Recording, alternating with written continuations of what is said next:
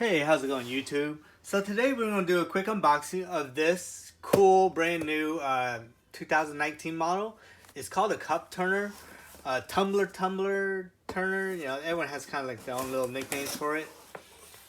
Here we go. So the cool thing, it comes with different sizes. So these are little foam pieces. I'm not sure why this one doesn't have. Okay, it does have a hole. It's just very tight. So this will hold different size tumblers. This is probably your typical tumbler you see, and this is probably like the smaller coffee tumbler size. So this will go into the arm, and this will hold the tumbler in place while it rotates. All right. It also comes with brushes, which is awesome. These are all like real light balsa wood, and of course these are foam, which is perfect for epoxies. So actually this comes in pieces. You actually have to put it together. Okay. So this is the arm in the middle to keep it level. Here's the true arm where it rotates. And it comes with two arms. So it'll be an arm for each of your tumblers, right? For each size. Here's, as you can see, is all the screws. Real bag of screws, and nicely padded. And at the bottom is the tumbler stand itself. Looks like you have to okay, pull this out, right? So everything comes very nice and neat. The stand quality, as you can see, is ooh, wow, it feels really nice. Has nice padded feet. Nice solid metal. And I love that it's already come pre-installed, the screws already pre-screwed in. So it makes it easier for you to mount the engine, the board here. I don't think I have my tools. Oh, okay, it comes with tools. So what I can do is actually let's do unboxing and assemble video, right? So here's the unit itself. I forgot the specs of it, but I remember you could do various speeds, which is very nice, depending on your epoxy and what you're doing. You don't want it too fast, and you don't want or too slow, so you're able to control the speeds of your rotating tumbler, which is very, very nice. So as you can see, you just quickly install the motor on top of the base. From there, you just have to grab some hex nut. So these are little square ones with the top. So I was gonna put one real quick so that I don't knock these around and scratch up this nice finish that they have on this. I was gonna put finger tight that one first while I search for the other three, sorry. So here goes another one. And these are just, the bolts actually feels really nice quality. Not the type of stuff that would rust. It looks pretty stainless steel. Well, this one's a little off-center, but I think it'll still work. So let's screw this in here. And as you can see, I don't have instructions, and I'm able to do everything because it's pretty... Okay, so this screw might be bad, so let's put that to the side. And let's get this one here. Okay, that's more centered, so let's put that there. I hope this comes with extra heads, because yeah, as you can tell, this one here is off-centered here, so it didn't really catch the thread as quick as I want it, and I'm a little impatient, so I just skipped to the next one. Give someone else a try. And this one, okay, it's going in. And this here is a multi-tool to help tighten it just a little bit more. So I'm going to do that right now. Just 1, 2, and 1,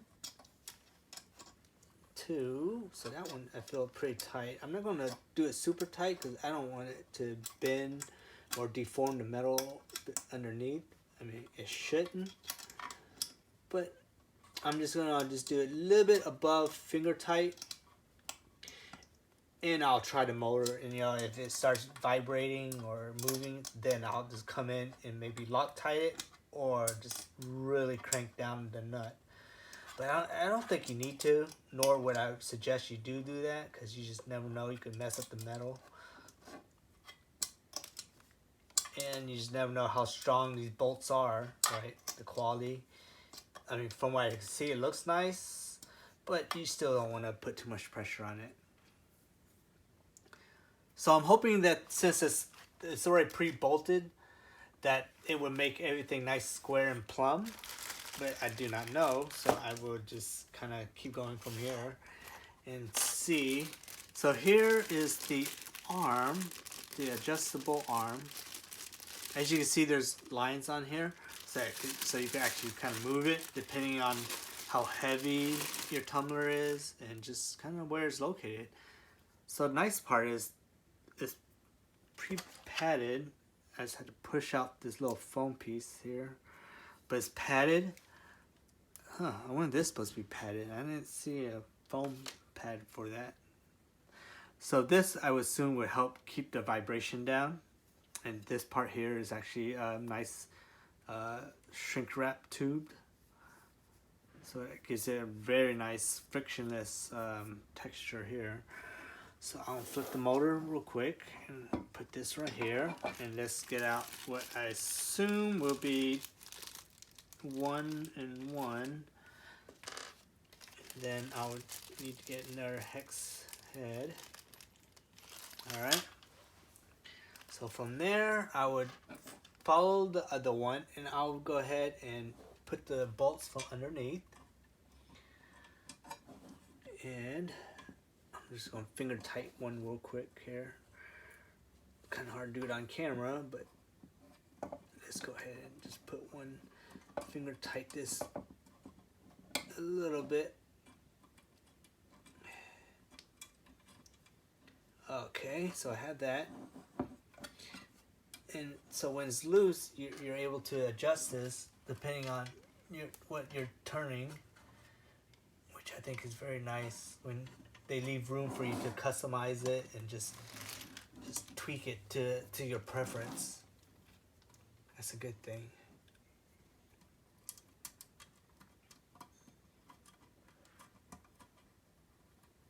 Alright, so that's there. And I would kind of flatten it out to, let's say, about midway. How about that? I think that's like the middle point. Okay. Get our little multi-tool here. And let's just tighten it a little bit more.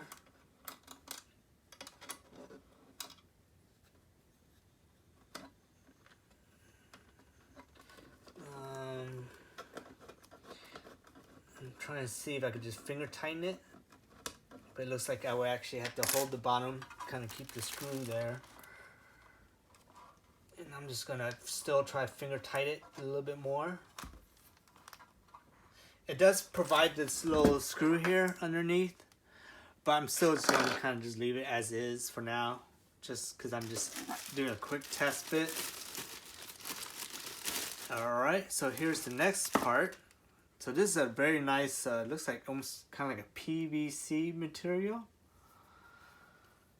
And you will crank this right here. So there's a hole right here on the side. There's only one hole on the side. Well, there's two holes, right? So this would go against the turner itself. And let's kind of get this to the side view. Maybe we can see it better. But this arm needs to go into here. And you have to kind of see if you see the hole through it. I think I see the hole, so that should be good to go. And from there, this one comes with one very long bolt. It's a nice long bolt, and then I'll grab another head here. And you slip this through. And it should come out the other side, and it did. From there, you put this another head nut onto it. Yeah, fits perfect. Yeah, see? So this will prevent it from rotating, all right? And from there, you'll get the little foam piece here. Let's just use this one. This one looks like it's out enough. But you just put that through here and it'll hold your tumbler right here. I don't want to throw it on right now because I'll leave these out until I actually use it, just to keep the foam from having that memory. I don't know how else to say it. But, you know, if you leave it on the rod for long periods of time, it kind of, you know, does that compression, right? So later, this one might become just a little bit looser. I mean, it shouldn't, but I'm just going to do this as a preemptive, just to only use this when I'm going to use it, right? If that makes sense. Because if you put it together now, then I feel like this would just get loosened over time, and then it won't grip it as well. I don't think there's any type of screws in this to keep the foam pieces in place, so I'm just going to throw it into one of the bags here. Keep all these extra tools together in this bag. And as you can see, this video is not that long, so I was able to put this whole thing together pretty darn fast without even cracking the instructions. But let's go ahead and crack it real quick. It's only a 2-pager. Alright, so same thing, fit the motor on the base, screw it in. These are M4 sizes, and then, you know, M4 sizes on this. This is kind of like an arm brace. Slide in the PVC pipe and put another M3 screw, which is that long one that I mentioned. And from there, you spin the foam onto the tube. And now you're all set. Alright? Turning cup involves the use of 2-port epoxy. Okay, so that's just kind of quick instructions of other stuff. But as you can see, everything's very simple to follow and put together without too much of a hassle, which I like. The quality of this seems very, very nice, so I'm not going to complain about anything because I actually really like it. A lot of first generation, this side looks kind of very simple, almost like a flat surface. But this here gives it a lot more rigidity. And they actually kind of put this coating on this, so everything feels like it could be almost non-slip, and just the quality you could tell is better. This type of screw is usually when they do kind of like a waterproofing type screw. I mean, of course, this machine is not waterproof, but just these locking nuts, it kind of prevents anything from getting in there, which is very, very nice. Here's the little toggle switch. And from there you can control the speed, so you just plug this in and it just turns on, and you just pivot for slow and fast. Alright? I'm going to give you a little closer look here. The metal's nice and flat and straight. The arm here, brace, is very nice. Everything here is nice metal and just coated with this material that feels very, very nice and almost like non-stick. I have a feeling when you start doing this stuff, it gets very messy, so anything being non-stick is a bonus, right? Alright, so leave a comment below. Once my wife starts doing more of these crafting stuff, maybe I'll do another quick video, just kind of let you see the status of how this works and the usefulness of it. Alright, I'll leave it there. Make sure to like, share, and subscribe. Leave a comment below. Let me know if anything you want to review closer of. Other than that, again, I'll leave it there, and I'll see you on the next video.